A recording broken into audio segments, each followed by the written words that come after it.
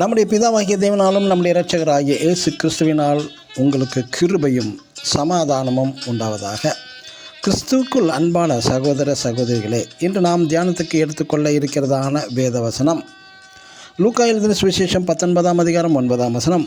இன்றைக்கு இந்த வீட்டுக்கு ரட்சிப்பு வந்தது. ஆமென். இயேசு கிறிஸ்து மிகவும் பழமையான நகரமாகிய மற்றும் சபிக்கப்பட்ட நகரமாகிய எரிகோவில் ஊழியம் செய்து கொண்டிருந்தார். அங்கே ஆயக்காரனுக்கெல்லாம் தலைவனும் அந்த ஊரில் மிகவும் பணக்காரனுமாயிருந்த சகை எனப்பட்ட ஜனங்களால் பாவி என்று அழைக்கப்படுகின்ற ஒரு மனிதன் வீட்டுக்கு இயேசு கிறிஸ்து பிரவேசிக்கிறார். இவன் ஒரு பாவி என்று முத்திரை பெற்றவன். அதுவும் இந்த பாவியின் வீட்டுக்கு இயேசு பிரவேசித்ததினால் இயேசுவை பின்பற்றிய ஜனங்கள் முறுமுறுத்தார்கள்.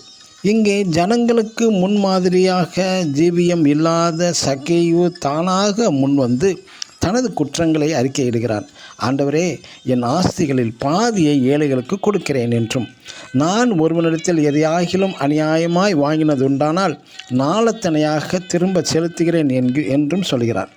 இது பழைய ஏற்பாட்டின் கட்டளை. யாத்திராகமம் 22ஆம் அதிகாரம் 1ஆம் வசனத்தில் வாசிக்கலாம். இப்படிப்பட்ட சகைவின் சுருக்கமான இனிமையான சாட்சிக்கு பின்பு கர்த்தராகிய இயேசு கிறிஸ்துவும் அவனை குறித்து சாட்சி தருகிறார். இன்றைக்கு இந்த வீட்டுக்கு ரட்சிப்பு வந்தது என்றும், இவனும் ஆபிரகாமுக்கு குமாரனாய் இருக்கிறானே என்றும் என்கிறார்.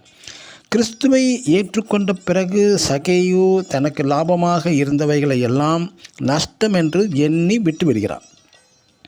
ஆம், அதேபோல் புதிய ஏற்பாட்டில் அப்போஸ்தலனாகிய பவுலும் மிகப்பெரிய ஒரு கல்விமான்.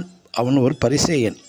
அப்போஸ்தலனாகிய பவுல் கர்த்தராகிய இயேசு கிறிஸ்துவை அறிகிற அறிவின் மேன்மைக்காக எல்லாவற்றையும் நஷ்டமென்று எண்ணிக்கொண்டிருக்கிறேன், அவருக்காக எல்லாவற்றையும் நஷ்டமென்று விட்டேன், குப்பையுமாக எண்ணுகிறேன் என்று பிலிப்பியர் 3ஆம் அதிகாரம் 7, 8, 11 வசனங்களில் நாம் வாசிக்கலாம்.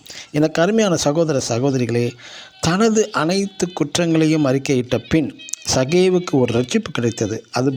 அது மட்டுமல்ல, இயேசு கிறிஸ்துவும் சாட்சி தருகிறார் சகேவை குறித்து. இன்று நாங்கள் ரட்சிக்கப்பட்டு பல வருடங்கள் ஆகிறது என்றும், நாங்கள் கிறிஸ்துவின் பிள்ளைகள் என்றும் சொல்லுவார்கள்.